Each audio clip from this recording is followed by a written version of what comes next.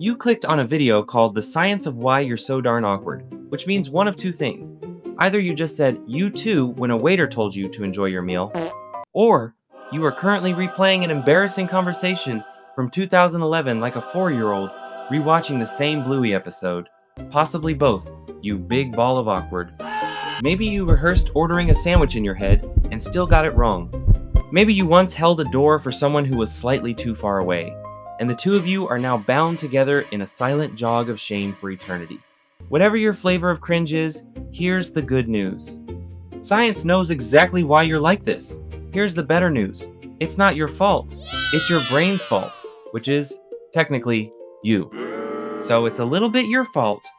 In the next 9 minutes, I'm going to walk you through the actual machinery behind every cringe moment you've ever had, and by the end, you will be completely fixed. That was a lie. You will not be fixed. Science cannot fix you. You're way too far gone for science. Science took one look at you at a networking event and quietly left the room. But science can explain you, and weirdly, that turns out to be almost as good. Also, before we start, say hello to Grunk. Grunk is a caveman from 40,000 years ago who told one bad joke around the campfire. Remember Grunk. Grunk is important. Lesson 1. Awkwardness is a smoke detector. Psychologist Joshua Clegg spent years studying awkwardness, and his big finding is that it's not random. Awkwardness is an alarm. It fires the moment your brain suspects you're standing with the group is under threat. It is, essentially, a smoke detector for your reputation. Which sounds useful, and it is, in the same way a car alarm is useful, because like a real smoke detector, it does not care whether the house is on fire or you just made toast. Somebody pauses half a second too long after your joke, and the alarm goes off at full volume, 3 a.m., battery chirp, the whole experience. Your palms sweat. Your brain starts drafting apology speeches. All because Brenda from accounting checked her phone at the wrong moment. Brenda was looking at a coupon, by the way. And here's the nasty part.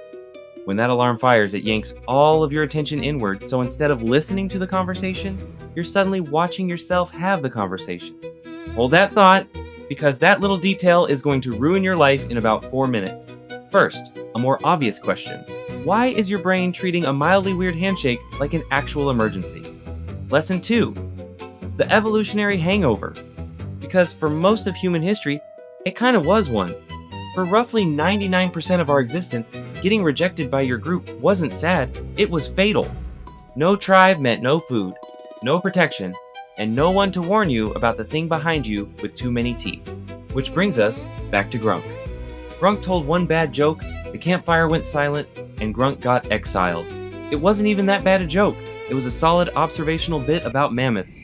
Wrong crowd, wrong cave. But the tribe voted him off the tundra, and Grunk did not have a good weekend. In fact, Grunk didn't have any more weekends.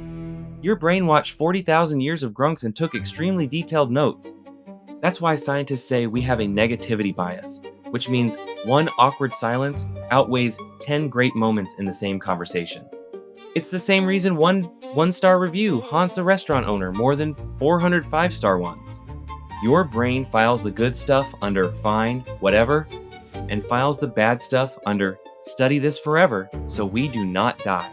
The wiring never got the update that it's 2026, and that the worst realistic outcome of an awkward moment is a mildly weird elevator ride. You told a joke that didn't land at a work meeting, and your nervous system responded like you're about to be handed a spear and pointed toward the wilderness. Okay, so the alarm is ancient and dramatic, but is the threat even real? Are people actually judging you that hard? Lesson 3. The spotlight effect. No. And we can prove it, because a researcher named Thomas Gilovich ran one of the funniest studies in psychology. He made college students walk into a room full of strangers wearing a giant t-shirt with Barry Manilow's face on it, which, in the 90s, to a college student, was roughly the social equivalent of showing up in a wedding dress, and then he asked them, "How many people do you think noticed your shirt?" The students were certain. Everyone saw it. Everyone would remember it. They would be known forever as the Manilow person. The real number of people who noticed was roughly half of what they predicted. Half. Most people didn't notice the shirt, and the ones who did forgot it faster than a Wi-Fi password. This is called the spotlight effect, and it happens because of something called egocentric anchoring, which is a fancy way of saying you are the main character of your own experience and you physically cannot subtract yourself from the map. You've been staring at you all day. You know about the shirt. You have shirt information that nobody else has, and your brain assumes everyone got the memo. They did not get the memo. There was no memo. Every single person in that room is standing under their own imaginary spotlight, sweating about their own shirt. Nobody's watching your movie. They're all too busy starring in theirs.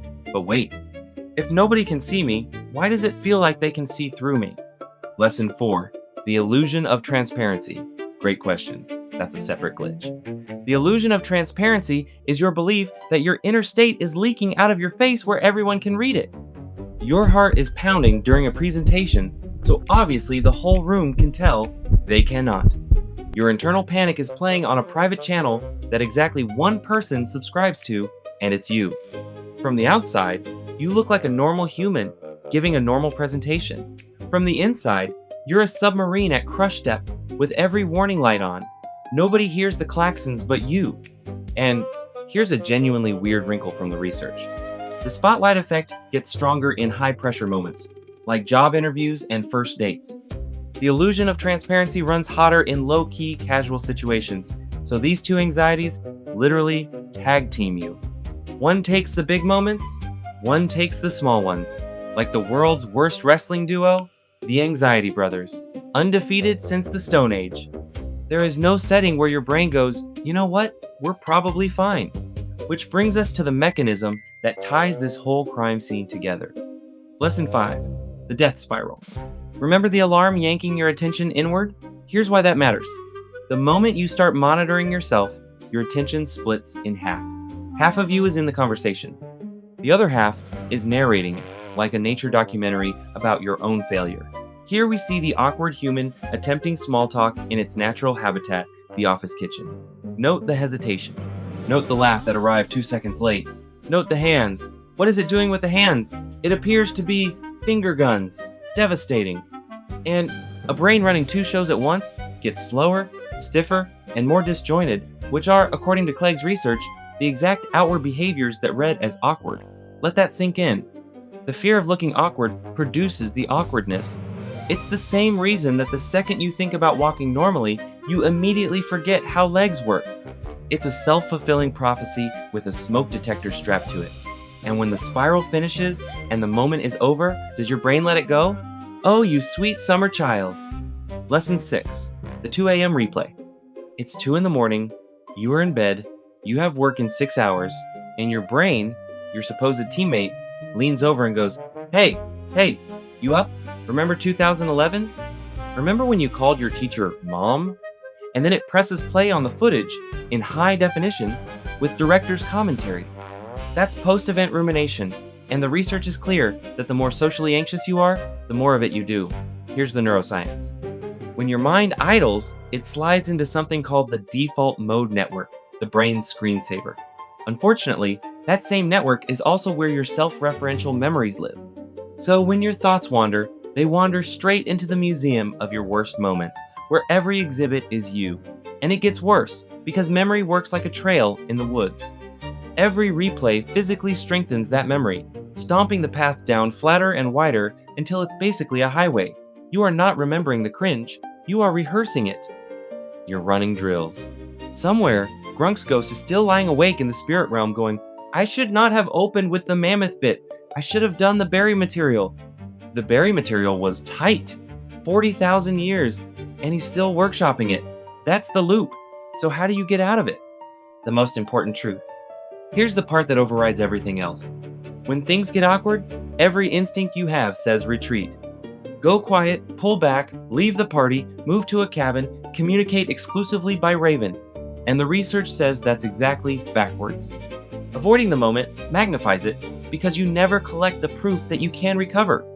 Worse, pulling away accidentally signals that you don't like the other person, and since humans like people who like them, retreating quietly torpedoes the exact relationship you are trying to protect. Facing the moment, naming it, laughing at it, saying, wow, that handshake was a disaster, want to try again, is what actually restores the peace. Awkwardness dies in daylight and grows in the dark, and science will even pay you for it. because of something called the pratfall effect. A classic study found that competent people become more likable after a small blunder, like spilling coffee on themselves. The mistake makes you human, approachable, real.